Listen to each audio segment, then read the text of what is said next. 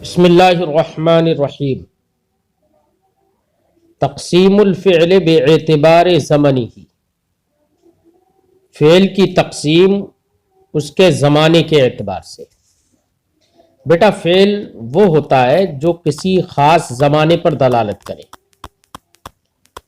پھر خاص زمانہ دیکھنا پڑے گا کہ وہ خاص زمانہ کون سا ہے۔ اگر وہ خاص زمانہ گزرا ہوا زمانہ ہے تو اس کو فعل ماضی کہیں گے، یعنی اگر زمانے پر دلالت ہے تب تو وہ فعل ہے، اور زمانے میں سے خاص زمانہ گزرا ہوا زمانہ ہے تو وہ فعل ماضی ہے، اور موجودہ زمانہ ہے تو وہ فعل حال ہے، اور جو مستقبل یعنی آنے والے زمانے پر دلالت کرے تو وہ فعل مستقبل کہلاتا ہے۔ ابھی تو آج کی بحث میں ہم فعل ماضی پر کچھ گفتگو کریں گے۔ فعل ماضی وہ فعل ہوگا جو کسی گزرے ہوئے زمانے پر دلالت کرے، تو ہر وہ لفظ، ہر وہ کلمہ جو کسی معنی پر دلالت بھی کرے اور ساتھ ہی ساتھ اس معنی کے ساتھ میں جیسی معنی سمجھ میں آئے ویسے ہی اس لفظ سے اس معنی کے سمجھنے کے ساتھ ساتھ گزرا ہوا زمانہ سمجھ میں آ جائے تو وہی فعل ماضی ہے۔ تو یہاں پر چند مثالیں صاحب کتاب دے رہے ہیں، جن مثالوں میں آپ کو غور کرنا ہے، اور غور کرنے کے بعد آپ کو متعین کرنا ہے کہ واقعی یہ فعل ماضی ہے۔ مثالیں صاحب کتاب دیتے ہیں الامثلہ، مثال کی جمع ہے الامثلہ، بہت ساری مثالیں۔ نمبر 1، جرى الکلب، جرى یجری، ضرب یضرب سے، اس کا معنی ہوتا ہے دوڑنا۔ جرى الکلب، کتا دوڑا، تو دوڑا گزرا ہوا زمانہ خاص زمانہ سمجھ میں آ گیا نا، لہذا یہاں پر جرا یہ فعل ماضی کہلائے گا، ٹھیک ہے۔ وقف الرجل، وقف یقف، ضرب یضرب سے یہ بھی ہے، اس کا معنی ہوتا ہے کھڑا ہونا۔ وقف الرجل، مرد کھڑا ہوا، تو گزرا ہوا زمانہ سمجھ میں آ گیا نا، کھڑے ہونے کا گزرا ہوا زمانہ، جیسی وقفہ نے کھڑے ہونے پر دلالت کری ویسی گزرے ہوئے زمانے پر بھی دلالت کری، گزرا ہوا زمانہ بھی سمجھ میں آیا۔ ضاع الکتاب، ضاع یضیع ضیعۃ، اس کا معنی ہوتا ہے برباد ہو جانا، اسی سے ضاع الکتاب، کتاب برباد ہو گئی، گزرا ہوا زمانہ سمجھ میں آیا نا، لہذا ضاع یہ فعل ماضی کہلائے گا۔ اور جتنے اس کے بعد میں اسم مذکور ہے نا، کیونکہ کتا دوڑا تو دوڑنے کا کام کس نے کیا؟ کتے نے، تو وہ فاعل کہلائے گا۔ وقف الرجل، آدمی کھڑا ہوا تو کھڑا ہونے کا کام کس نے کیا؟ آدمی نے، تو جو کام کرنے والا ہو اس کو کیا کہیں گے؟ اس کو کہیں گے کہ یہ فاعل ہے، لہذا الرجل فاعل کہلائے گا۔ ضاع الکتاب، کتاب برباد ہو گئی، تو برباد کون ہوئی؟ کتاب، تو کتاب فاعل کہلائے گی یہاں پر۔ دقت الساعۃ،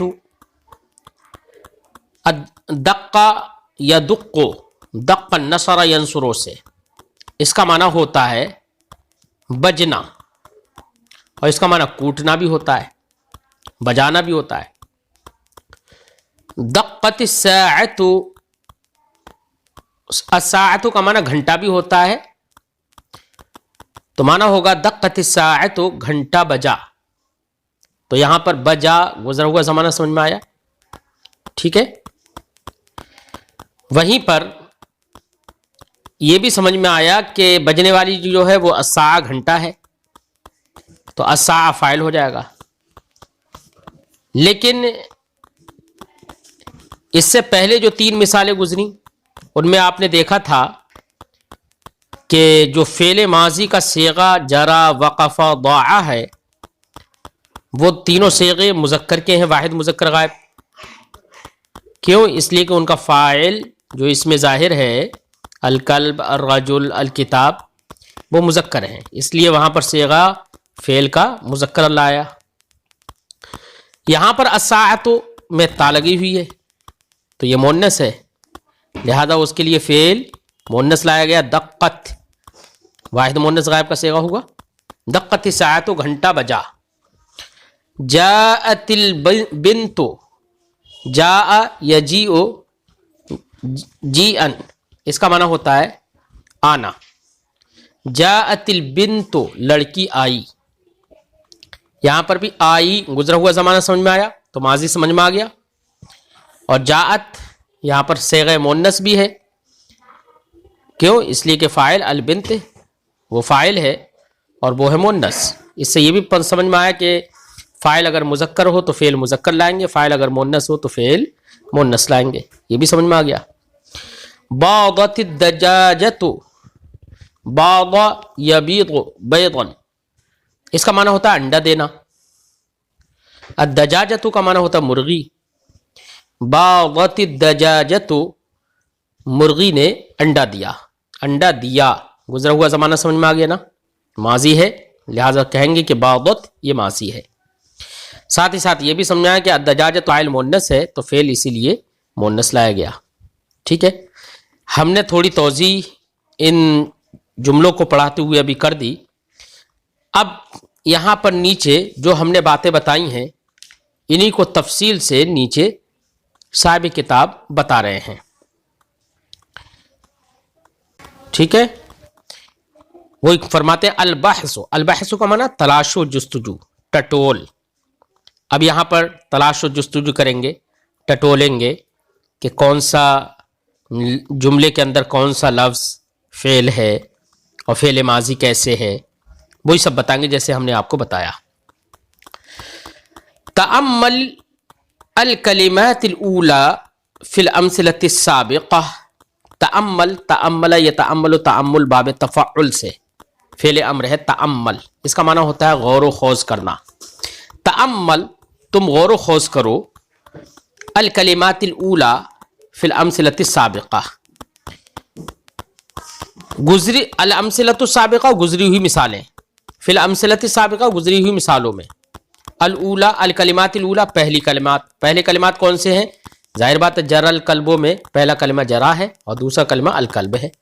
ٹھیک ہے نا، تو آپ کو پہلے کلموں میں غور کرنا ہے. کہتے ہیں تأمل الکلمات الاولی فی الامثلۃ السابقہ، گزری ہوئی مثالوں میں پہلے کلمات میں غور کرو.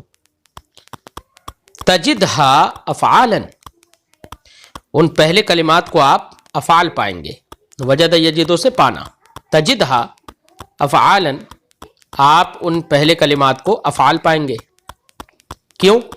لأن افعال کیوں؟ اس لیے کہ لأن کل منہا یدل علی حصول عمل فی زمن خاص. لأن کل منہا، کیونکہ ان کلمات میں سے ہر ایک یدل دلالت کرتا ہے علی حصول عمل، کسی کام کے حصول پر، فی زمن خاص، کسی خاص زمانے میں. اور خاص زمانہ کیا ہے؟ گزرا ہوا زمانہ. یہاں پر فرماتے وَإِذَا تَدَبَّرْتَ هذا الزمانہ فی کل منها وجدته زمنا ماضیا. تدبر یتدبر، تدبر باب تفعول سے سوچنا سمجھنا. وَإِذَا تَدَبَّرْتَ هذا الزمن، اور جب تم اس زمانے میں غور کرو گے، سوچو گے، فی کل منها ان کلمات میں سے ہر ایک کے اندر، وجدته زمنا ماضیا، تو اس زمانے کو آپ گزرا ہوا زمانہ پاؤ گے.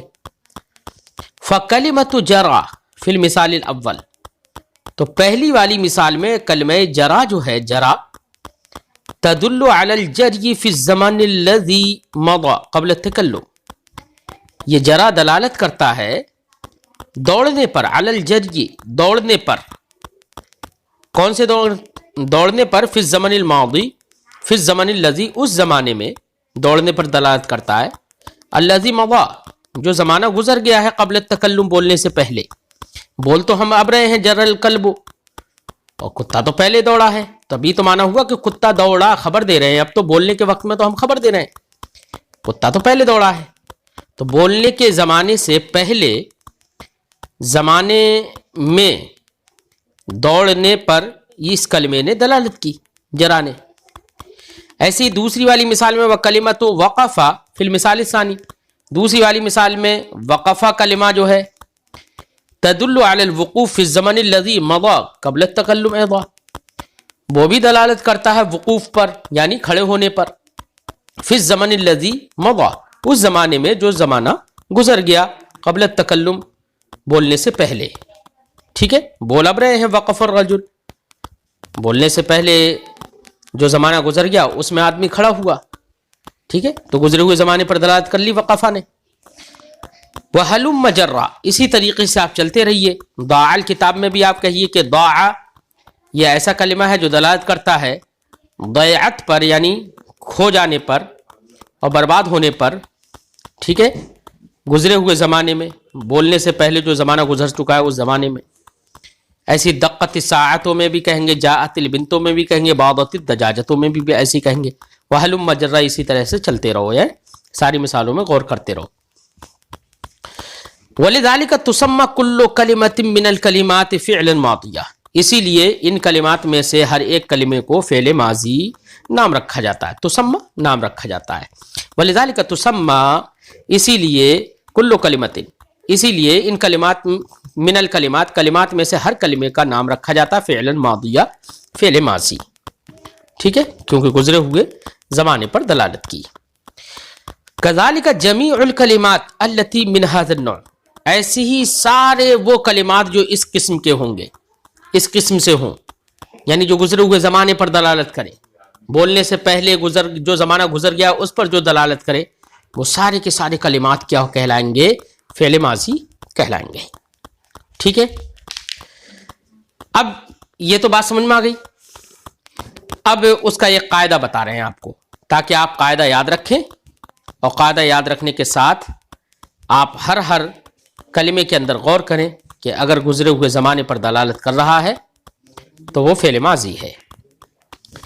قاعدہ دیکھ رہے ہیں، قاعدہ نمبر 4. اس سے پہلے 3 قاعدے گزر چکے ہیں. کیا؟ الفعل الماضی هو كل فعل يدل على حصول عمل في الزمن الماضی، فعل ماضی ہر وہ فعل ہے، هو كل فعل ہر وہ فعل ہے، يدل على حصول عمل في الزمن الماضی جو دلالت کرتا ہے کسی کام کے حصول پر، ہونے پر، فی الزمن الماضی گزرے ہوئے زمانے میں. ٹھیک ہے، تو فعل ماضی ہر وہ فعل ہے جو گزرے ہوئے زمانے میں کسی کام کے ہونے پر دلالت کرتا ہے. سمجھ میں بات آ گئی؟ اچھا، یہ تو فعل ماضی ہو گیا. فرماتے ہیں الفعل المضارع، یہاں پر زمانے کے اعتبار سے فعل کی تقسیم کرنا ہے. چونکہ تو میں نے آپ کو بتایا تھا کہ گزرے ہوئے زمانے پر جو فعل دلالت کرے گا وہ فعل ماضی ہو جائے گا، اور اگر موجودہ زمانے پر کوئی فعل دلالت کرے تو فعل، اور اگر دونوں زمانوں پر دلالت کرے، موجودہ پر اور آنے والے دونوں فعل پر، دونوں زمانوں پر جو دلالت کر لے، لیکن ایک وقت میں کسی ایک ہی زمانے پر دلالت کرے گا تو اس کو فعل مضارع کہیں گے. اور جو صرف آنے والے زمانے پر دلالت کرے گا، مستقبل فیوچر پر دلالت کرے گا، اس کو فعل امر کہیں گے. ٹھیک ہے نا؟ بہرحال تعریف ہر ایک کی الگ الگ آئے گی، یہ تو ہم نے ابھی سمجھا دیا ہے آپ کو ایسے ہی. فرماتے ہیں الفعل المضارع، فعل مضارع، فعل مضارع کی کچھ مثالیں دے رہے ہیں. جیسے اغسل یدی، اغسل، غسل یغسل غسلا، اس کا معنی ہوتا ہے دھونا. اغسل فعل مضارع کا صیغہ ہے، افعالوں کے وزن پر واحد متکلم کا. ٹھیک ہے نا؟ تو معنی ہوگا اغسل، میں دھوتا ہوں. یدی، اپنے دونوں ہاتھ. یدی اصل میں تھا یدین یا، تو یا متکلم کی جانب یدین تثنیہ جو ہے وہ مضاف ہوا، تو نون تثنیہ اضافت کی وجہ سے گر گیا، تو یدے یا ہو گیا. اور آخر میں یدے کے آخر میں بھی یا ہے، اور یا متکلم، دو یا جمع ہو گئی، یا کے یا میں ادغام کر دیا، یدیہ ہو گئے نا. اغسل یدیہ، میں اپنے دونوں ہاتھ دھوتا ہوں، یہ بھی ترجمہ کر سکتے ہیں، اور دھوؤں گا یہ بھی ترجمہ کر سکتے ہیں، کیونکہ فعل مضارع میں دونوں میں سے کسی پر بھی دلالت ہو جاتی ہے۔ البس ثیابی، لبس یلبس، لبس یلبس لبسن، اس کا معنی ہوتا ہے باب سمع سے، اس کا معنی ہوتا ہے پہننا، اسی سے فعل مضارع واحد متکلم کا صیغہ البس، میں پہنتا ہوں، ثیابی، ثیاب یہ ثوب کی جمع ہے، ثوب کا معنی کپڑا ہوتا ہے، جمع ثیاب، ثیابی اپنے کپڑے، البس ثیابی میں اپنے کپڑے پہنتا ہوں۔ نلعب بالکرۃ، لعب یلعب، اس کا سمع یسمع سے، اس کا معنی ہوتا ہے کھیلنا۔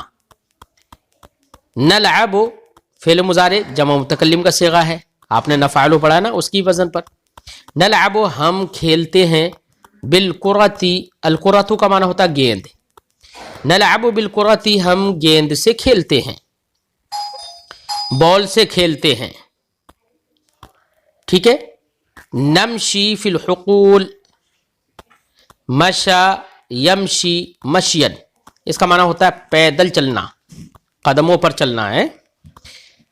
فی الحقول، الحقول یہ حقل کی جمع ہے، الحقل کا معنی ہوتا ہے کھیت، فی الحقول کھیتوں میں، نمشی فی الحقول ہم کھیتوں میں پیدل چلتے ہیں۔ اب ان مثالوں میں پہلی دو مثالیں جو ہیں اس میں واحد متکلم کے دو صیغے استعمال کیے، بعد کی دو جو مثالیں ہیں ان میں جمع متکلم کے صیغے استعمال کیے، ٹھیک ہے نا۔ اور ہم نے ترجمہ آپ کو بتایا تھا کہ یہاں پر حال کا بھی ترجمہ کر سکتے ہیں اور مستقبل کا بھی ترجمہ کر سکتے ہیں، ٹھیک ہے۔ بحث میں یہی باتیں سمجھائیں گے۔ ینبح الکلب، نبح ینبح نبحا، باب فتح یفتح سے، اس کا معنی ہوتا ہے کتے کا بھونکنا۔ ینبح الکلب کتا بھونکتا ہے یا بھونکے گا، دونوں ترجمہ کر سکتے ہیں، ٹھیک ہے۔ یہاں پر ینبح یہ فعل مضارع واحد غائب کا صیغہ استعمال کیا، ٹھیک ہے نا۔ یتنبہ الحارس، تنبہ یتنبہ تنبہا، اس کا معنی ہوتا ہے ہوشیار ہو جانا۔ یتنبہ الحارس، الحارس کا معنی ہوتا ہے گیٹ کیپر، دربان جسے کہیں، یا رکھوالی کرنے والا۔ یتنبہ الحارس گیٹ کیپر یا رکھوالی کرنے والا ہوشیار ہوتا ہے یا ہوشیار رہتا ہے۔ تأکل البنت، البنت مونس ہے تو تأکل فعل مضارع واحد مونس غائب کا صیغہ استعمال کیا یہاں پر، پہلے دونوں مثالوں میں واحد مونس غائب کا صیغہ استعمال کیا، یہاں پر پہلے دونوں مثالوں میں واحد مذکر غائب کا صیغہ استعمال کیا، اور اب ان دو مثالوں میں واحد مونس غائب کا استعمال کر رہے ہیں۔ تأکل البنت لڑکی کھاتی ہے، اکل یاکل کھانا۔ تزبل الوردۃ، زبل یزبل زبلن وزبولن، اس کا معنی ہوتا ہے پزمردہ ہونا۔ تزبل الوردۃ گلاب پزمردہ ہوتا ہے، ٹھیک ہے۔ اب ان ساری مثالوں میں غور کریے، پہلی دو مثالوں میں واحد متکلم کا صیغہ استعمال کیا فعل مضارع کا، بعد کی دو مثالوں میں جمع متکلم کا صیغہ استعمال کیا فعل مضارع سے، پھر اس کے بعد کی دو مثالوں میں واحد غائب کا صیغہ استعمال کیا، پھر اس کی بعد کی دو مثالوں میں واحد مونس غائب کا، واحد مذکر غائب کا، اور پھر واحد مونس غائب کا استعمال کیا۔ اور آپ نے یہ بھی سمجھا کہ یہاں پر موجودہ اور آئندہ دونوں زمانوں پر دلالت فعل کی ہو رہی ہے، تو یہ کون سا فعل ہوگا؟ فعل مضارع ہوگا۔ تو پہلی قسم ماضی، دوسری قسم مضارع، اور تیسری قسم امر ہے، ٹھیک ہے نا۔ البحث میں دیکھو یہی بات سمجھائیں گے، فرماتے ہیں البحث تلاش و جستجو، الکلمات الاولی فی الامثلۃ السابقہ کلھا افعال، گزری ہوئی مثالوں میں پہلے کلمے، ظاہر بات ہے یہاں پر ہر مثال کے اندر دو دو کلمے ہیں، سوائے مثال نمبر 4 میں 3 کلمے ہیں، فی بھی ہے، اس میں حرف بھی آ گیا ہے۔ لیکن پہلا کلمہ تو ہر ایک کے اندر دیکھو فعل ہے، کیونکہ ایک زمانے خاص پر دلالت کر رہا ہے، اور زمانہ خاص کیا ہے یہاں پر؟ حال یا استقبال۔ فرماتے ہیں الکلمات الاولی فی الامثلۃ السابقہ، گزری ہوئی مثالوں میں پہلے کلمات، کلھا افعال، سب کے سب کیا ہے؟ افعال ہیں۔ کیوں افعال ہیں؟ کیونکہ فعل تو وہ ہوتا ہے جو کسی خاص زمانے پر دلالت کرے، تو یہاں پر کیسے خاص زمانے پر دلالت ہے بتا رہے ہیں، لأن کل منھا يدل على عمل فی زمن خاص، کیونکہ ان میں سے ہر ایک دلالت کرتا ہے کسی خاص زمانے میں کام کے ہونے پر، کسی خاص زمانے میں کام کے ہونے پر، ٹھیک ہے نا؟ اور خاص زمانہ کیا ہے؟ حال یا استقبال، ٹھیک ہے نا؟ وَإِذَا تَدَبَّرْتَ هَذَا الزَّمَنَ الْخَاصَّ، اور جب تم اس خاص زمانے میں، جس خاص زمانے میں کسی کام کے ہونے پر دلالت کر رہے ہیں یہ کلمات، اس خاص زمانے میں جب آپ غور و خوض کریں گے، ہے نا، فی کل منہا، ان کلمات میں سے ہر ایک کے اندر، وجدتہ، تو آپ اس خاص زمانے کو پائیں گے، اما حاضرا و اما مستقبلا، یا تو حال، حاضر کا معنی حال پائیں گے، و اما مستقبلا، یا مستقبل یعنی فیوچر پائیں گے، ٹھیک ہے نا؟ پریزنٹ یا فیوچر میں سے کوئی ایک پائیں گے، کیونکہ دونوں زمانوں میں سے کسی ایک پر دلالت ضرور ہوگی، حال میں، حال پر بھی دلالت ہو جاتی ہے فعل مضارع کی، اور مستقبل پر بھی، ٹھیک ہے نا؟ فالفعل، تو لہذا فعل اغسلو جو ہے پہلی مثال میں، یدل علی حصول الغسل فی الزمن الحاضر او المستقبل، وہ دلالت کرتا ہے زمانہ حاضر میں یعنی زمانہ حال میں یا زمانہ مستقبل میں غسل یعنی دھونے کے حصول پر، کہ دھونے کا حصول ہوا ہے۔ والفعل البسو، اور جو البسو فعل ہے پہننے کے، میں پہنتا ہوں یا میں پہنوں گا، البسو، تو فعل البسو یدل علی حصول اللبس فی الزمن الحاضر او المستقبل، اور لفظ البسو جو ہے، فعل البسو جو ہے وہ دلالت کرتا ہے زمانہ حاضر یا زمانہ مستقبل میں لبس یعنی پہننے کے حصول پر۔ وَيُسَمَّى كُلُّ فِعْلٍ مِّنْ هَذَا النَّوْعِ فِعْلًا مُضَارِعًا، تو زمانہ حاضر یا زمانہ مستقبل دونوں میں سے کسی ایک کے میں کام کے حصول پر دلالت کرے تو ایسے فعل کو فعل مضارع کہیں گے۔ فرماتے ہیں وَيُسَمَّى كُلُّ فِعْلٍ مِّنْ هَذَا النَّوْعِ، اس قسم کا ہر فعل کا نام رکھا جائے گا فعلاً مضارعہ، فعل مضارع، ٹھیک ہے؟ وَإِذَا نَظَرْتَ إِلَى الْحَرْفِ الْأَوَّلِ فِي كُلِّ فِعْلٍ مِّنْ هَذِهِ الْأَفْعَالِ وَأَشْبَاهِهَا وَجَدْتَهُ حَمْزَةً أو نُونًا أو یاءً۔ فرماتے ہیں کہ یہ جو افعال ہم نے مثالوں میں ذکر کیے نا، ان مثالوں میں سے ہر فعل کے اندر آپ غور کریے، تو کسی فعل کے شروع میں حمزہ ملے گا، کسی فعل کے شروع میں نون ملے گا، کسی فعل کے شروع میں یا ملے گی، کسی فعل کے شروع میں تا ملے گی، ٹھیک ہے نا؟ ہر صیغے، کسی نہ کسی صیغے میں یہ حروف ہے نا، جب یہ حروف ہے تو کہتے ہیں کہ یہی حروف فعل مضارع کی علامت کہلاتے ہیں، ٹھیک ہے نا؟